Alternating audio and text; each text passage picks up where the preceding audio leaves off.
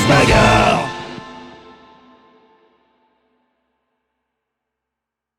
Wow, salut et bienvenue dans les coulisses de Grosse Bagarre. Tu veux faire ressortir ton côté bestial? Alors l'équipe qu'il te faut soutenir, c'est la Volière. Elle est toute nouvelle et toute fraîche. Alors prends ton envol et viens découvrir sa composition. Elle se nourrit de graines, d'eau fraîche, de salade et de temps en temps de spaghettis. C'est Lilou Poupoule, aussi surnommée la poupoule masquée, la poupoule enchantée ou la grosse poule. Elle s'est donné des coups de bec et pincé très fort. Aïe aïe aïe! Si tu fais trop de bruit, elle te défonce. Si tu essaies de lui faire un câlin, elle te défonce. Si tu lui fais trop confiance, elle te chie dessus. Mais ne vous y trompez pas, elle est loyale et vous pourrez chercher tout autour de vous. Vous ne trouverez pas une créature aussi poupoulante qu'elle. C'est notre voisin sur une île paradisiaque perdue dans l'océan.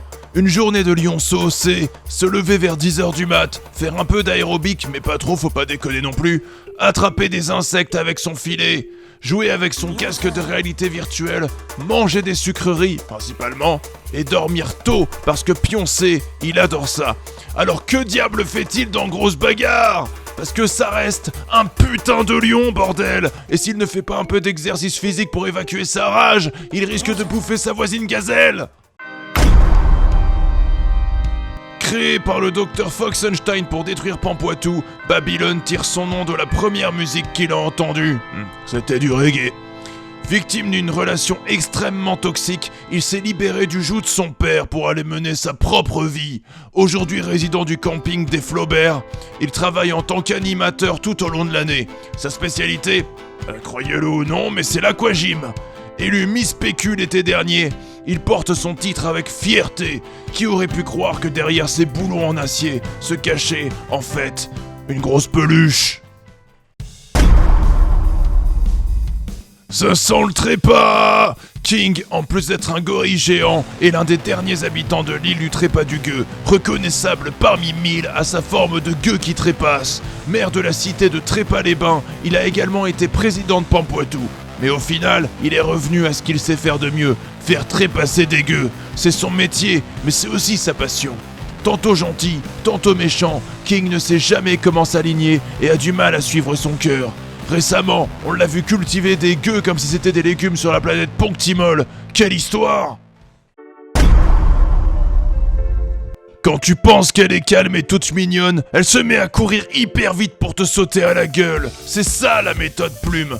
De la douceur en apparence, mais un tempérament explosif. Elle cherche constamment son indépendance et peut-être est-ce pour cela qu'elle a quitté le terrier. Parce qu'elle est toujours là où on veut pas qu'elle soit. Peut-être se cache-t-elle sous ton lit. Peut-être se trouve-t-elle près de tes câbles électriques prête à les dévorer. Une seule méthode pour la calmer, c'est grignotouille. Des carottes séchées auxquelles elle ne peut pas résister. Oh là là là là là là, Crapule c'est une calamité.